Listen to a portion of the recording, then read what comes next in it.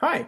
Okay, so today we'll be talking about cost classification. I'm not sure if I'm going to be covering all of these in one lecture or if I'll be covering about half of it. It depends, all right? So we'll just go with the flow. We'll see what we're going to find out here, and maybe I'll just do half of in one lecture and the other half in the other lecture, all right? Moving on. The first thing, it's very easy. It's nothing to be worried about. It's called production cost and non-production cost. Now, cost accounting or management accounting is used for preparing budgets, for statements. What kind of statements? Budgets, forecasting, and stuff like that. And maybe a cost data collection, maybe applying for inventory, products, and services. Now, you can't just say, hey, I think we are out of our product. Let's say you're selling chocolates. You're a retailer and you're selling chocolates. You buy the chocolates from a wholesaler, right? We went to the flow earlier. Now, you say that you want to sell your chocolates. You're selling your chocolates and one day you say, hey, I think the chocolates are finished. You don't know that. How would you know that? By having an inventory count or by having a report or having a statement that states that your inventory is lower. We'll talk more about this details later in our courses, but you get the idea that we are using, now we'll be preparing budgets, the fact that how much money we're going to be spending, where and how and stuff like that. And then we'll be applying cost to inventory, products, and services. That's also the thing that I mentioned is that the inventory and the products and everything of the work that you're doing is you need to know where you are at. Inventories, how are you going to buy the inventory, where are you going to buy the inventory, and stuff like that, right? So for the preparation of the financial statements, the costs are often classified as production cost and non-production cost. Now the production cost is the cost of producing the item. Now I'm going back to the state that you are a manufacturer of chocolate. So what's your main production cost? Your material, if you buy cocoa, that's your main material. Your labor, people who are going to buy it. But do you think the factory is the main production cost? No, it's not. Or you're the supervisor of the people who are working who are your worker or your direct labor. The supervisor of the direct labor, is he a production cost? No, he's just supervising them, right? Is accounts or administration or any finance department, is that production cost? No, it's not. So what's that supposed to mean is the fact that everything that helps you make the item is called production cost. Other things apart from those expenditure are known as non-production cost. Like I said, direct material, labor, direct expenses, variable production overheads, and fixed production overheads, right? And then there's non-production costs like admin costed, selling and distribution, and finance costs. Like I said, it's not important. It's not difficult to understand.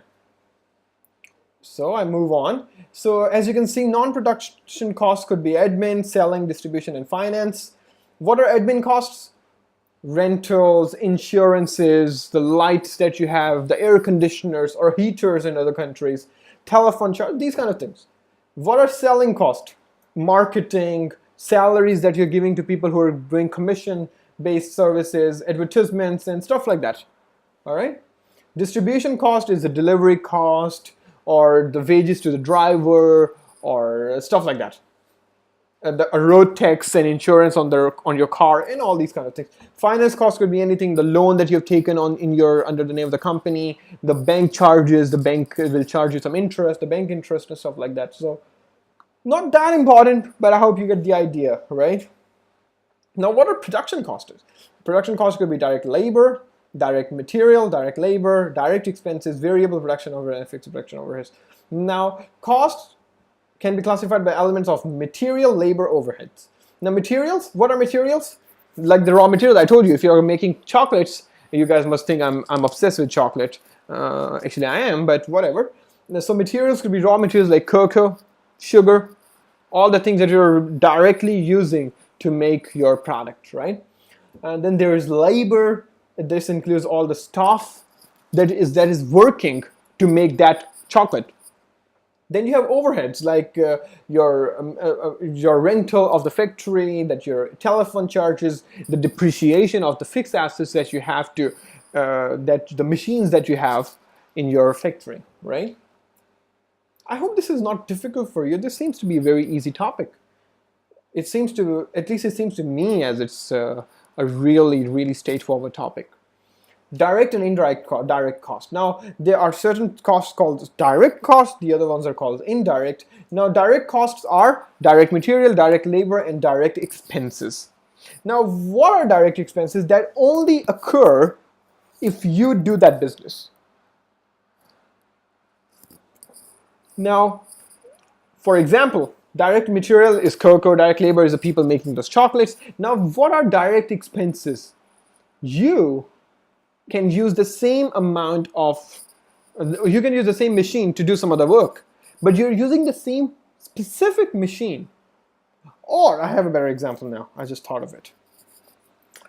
The person making the chocolates, they have to do some extra training just to make the chocolate. I can't just go to a factory and say, hey, I want to make chocolates, and boom, I'm making chocolates. That's not going to work, is it? So I need some assistance, I need some training and all that kind of stuff. So those trainings, those assistances, those kind of things are called direct expenses, right? Now, this thing you need to remember, I mean, it can be one very nice question in the exam and you guys can blow this, but these are 2 good marks. Direct materials plus direct labor and direct expenses equals to, prime cost. It's called prime cost. So when I say calculate the prime cost of this unit or this work that you're doing, in the question, it won't just say what is prime cost, direct material minus direct labor plus direct expenses. No, it will say calculate the direct cost. Can you? Yeah, you know, because it's direct material, direct labor, direct expenses. Simple as that. Then there's indirect cost, like indirect material, indirect labor, indirect expenses. Indirect material could be, I don't know, the oil for the machine that's making the chocolates. That is refining the chocolate. Indirect labor could be the supervisor who is working on top of those staff. Indirect expenses could be the maintenance of the machine, the maintenance of the building. I don't know, depreciation. That's also indirect expense. All right. So indirect materials, labor, and expenses comes as overheads. Now this is something that you need to remember. These 2 things are very important. This and this doesn't seem too difficult, but in the exam, if it pops up, can you remember it? That's important. And just read it through. It's nothing important. Seems boring enough to me. Moving on, then we have a coding system. A code is a system, okay. A coding system is a system of symbols designed to be applied to a classified set of items to brief the accurate reference and facilitating numbers. Oh, it's nothing actually. As you can see, there's a barcode, and for everything, when you buy something, there's a barcode, right? It's actually just a coding system. If it starts with 955, it means that the thing is produced in Malaysia. If it's made in 001 or 100, it means the thing was made in United States. You can go for the coding system. It's in Wikipedia. Just read it through. You'll understand what it's for. What's the advantage of a coding system? It's more suitable than describing everything. Hey, in the computer, you'll just type 113344. And that thing will pop out, and then you'll just buy that thing. Simple, not difficult. Or you don't even have to buy that thing. You just say, hey, do we have that product? Do we have chocolates? Let me check. Then we'll like chocolate. Then it'll become white chocolate, dark chocolate, milk chocolate. And then there's bunch of different chocolate, like nuts chocolate, that sounds funny. And then there's chocolate with raisins, chocolate with cashew nuts, and this kind of thing. No, wait, we have a code for everything. We have a code 002, 005, 007, James Bond. And then you just type that number without typing the whole thing with the descriptions and stuff. You just type the number, bam, it appears. Simple, right? That's one advantage. A code reduces ambiguity. Okay, I can't even say that word properly. Ambiguity. All right, I can't say it. Never mind. It will help you get confused and stuff like that. That's what it means. A code is usually briefer than description. Like it just explained to you. I just explained the same thing in one sentence, and this guy just breaks it down into 3. No offense, Richard. Types of code. There's a composite code. Okay, SEMA is okay, I know this. Chartered Institute of Management Accountants. That's where, okay, most of the studies that you will do in management accounting, SEMA is the main person. SEMA is the main institute for management accounting. So that's the biggest degree you can have. I hope.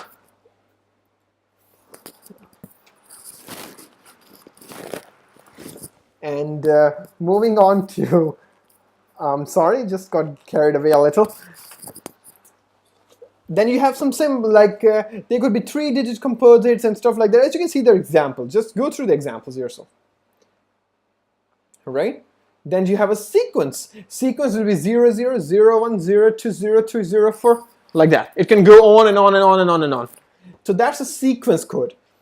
This one is a composite code, like 8, 9, 2, like 8 will be labor, 9 will be semi-skilled. A lot of accounting softwares have codes, you know. You'll just write 500, it will come expenses. If you put 6, it will come other income and stuff like that.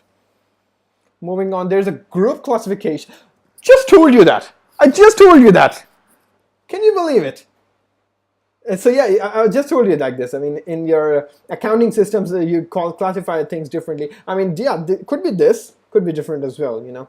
I use an accounting software that has 6 as expenses and 5 as income. But yeah, you know, anything is possible. I just told you about these things as well. Just read it through for me. It's nothing important. It's just boring stuff that's written over there, and it might be important. It just comes over and say, what's this significant digit code? Significant digit code is some digit which are part of description of something bigger. Like 4010 is a 10 millimeter nail. 4020 is a 20 millimeter nail. And then 20 is over here already, and you have it here as well. Meaning that the code itself is telling you a little bit about the description of the item, right? Then there's a hierarchy. This is so embarrassing. Hierarchy, I can say that. Hierarchical. Okay, my tongue just doesn't want me to say that word, but I hope you guys know what I mean. That's what it is. Like in libraries, they use that. Libraries have these kind of codings. Like they'll just use 657 for accounting, and then 0.01 for financial, 0.02 for financial management, 0.03 for management accounting. You know, it's a very nice example. And okay, I think I'm just gonna stop recording here, and I'll come up with a new recording with the rest of the things, and I hope it won't be too heavy for you guys as well. Thank you very much.